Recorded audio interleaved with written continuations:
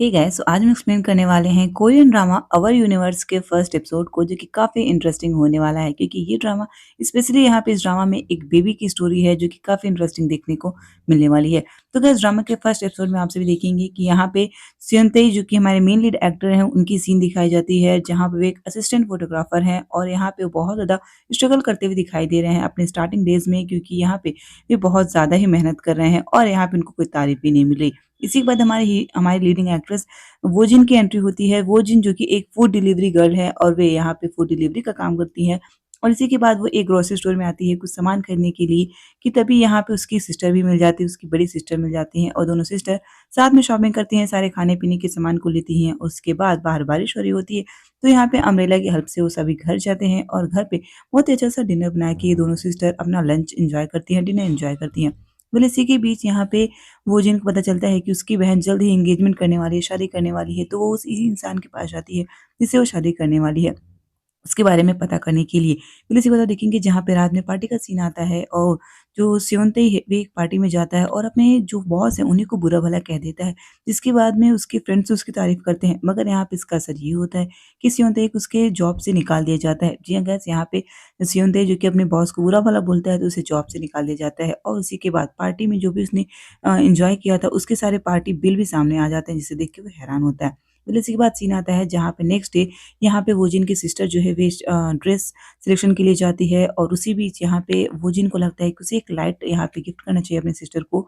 तो वो लाइट का जब प्राइस चेक करते हैं तो उसे काफ़ी महँगा मिलता है।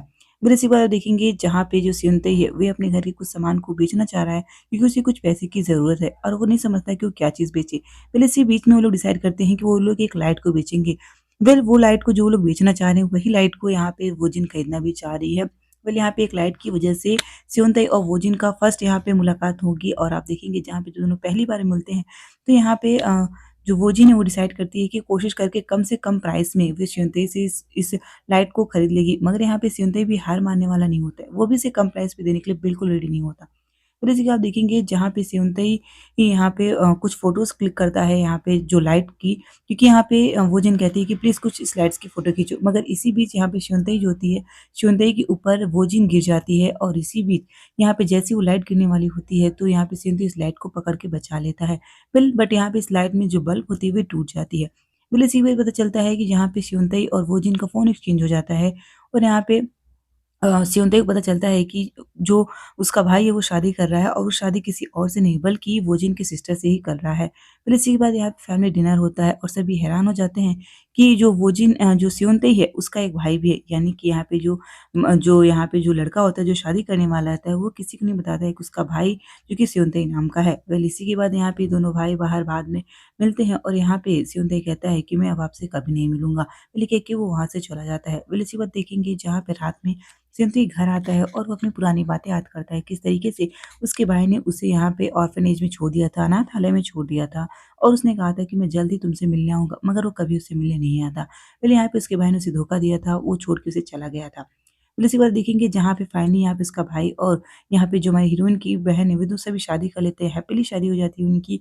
और फिर यहाँ पे कुछ साल का बाद का सीन दिखाया जाता है, जहाँ पे कुछ ईयर्स का गैप आ गया है।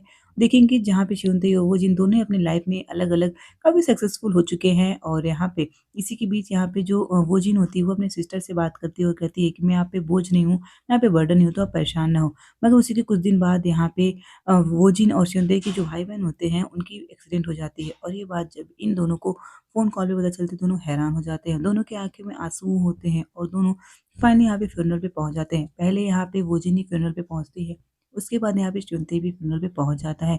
और यहाँ पे दोनों रो रहे होते हैं कि तभी उन्हें एक छोटे से बच्चे के आने की आहट होती है। जी हाँ, ऐसी बेबी कोई और नहीं बल्कि इनके भाई-बहन यानी कि जो जो कपल था उसके ये बेबी है और उसका ये बेबी है और इसी के बाद ये लोग समझ नहीं पाते कि अब आगे क्या करें। पहले ये बेबी काफ़ी रो रहा होता है तो यहाँ पे वो जो उसे सँभालने की कोशिश करती है, कहती है कि आखिरकार तुम्हें क्या इश्यू है?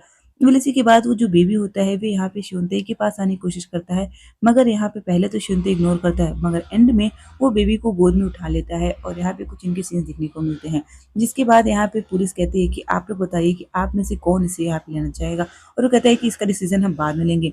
मतलब इसी के बाद वो जो बेबी होता है वो शिवंतई के पास जाता है तो शिवंतई उसे एक छोटा-सा चॉकलेट देता है और उसे खिलाता है। मगर यहाँ पे जो बेबी होता है वो थोड़ी-सी उसकी वियर्ड हरकतों को देख के यहाँ पे श्योनतेई हैरान हो जाता है और जैसे ही श्योनतेई उस बेबी को गोद में उठाता है कि तभी वो जो बेबी होता है वो यहाँ पे उल्टी कर देता है उसके ड्रेस पे, जिसकी वज़ह से श्योनतेई का जो शर्ट होता है व्हाइट वो खराब हो जाता है। मगर उस बेबी को कोई फ़र्क नहीं पड़ता बिकॉज़ वो छोटा-सा बेबी है। और इसी के बाद श्योनतेई उस बेबी को लेके जा ही रहा होता है कि तभी यहाँ पे फुजिन देखती है और कहती है कि आखिरकार तुमने इस बेबी को डस्टबिन में क्यों रखा है? फिर इसी के बाद वो उसे गोद में उठा लेती है और फिर कुछ टाइम बाद वो बेबी स्योनतेई के पास आ जाता है। फिर इसके बाद स्योनतेई और वो जिन दोनों दूसरे की हेल्प करते हैं कामों में और फिर यहाँ पे बाद में ही डिसाइड होता है कि आखिरकार इस बच्चे को कौन रखेगा। जिसके बाद यहाँ पे स्योनतेई कहता है मैं तो कभी नहीं रखूँगा और यहाँ पे फाइनली वो जिन इस बेबी को अडॉप्ट कर लेती है। पहले अब इसके बाद इस ड्रामा के सेकंड एपिसोड में क्या होगा, नया ट्विस्ट देखना दिलचस्प होगा। वीडियो पसंद आए तो वीडियो को लाइक ज़रूर कीजिएगा। Thank you so much guys for watching this video.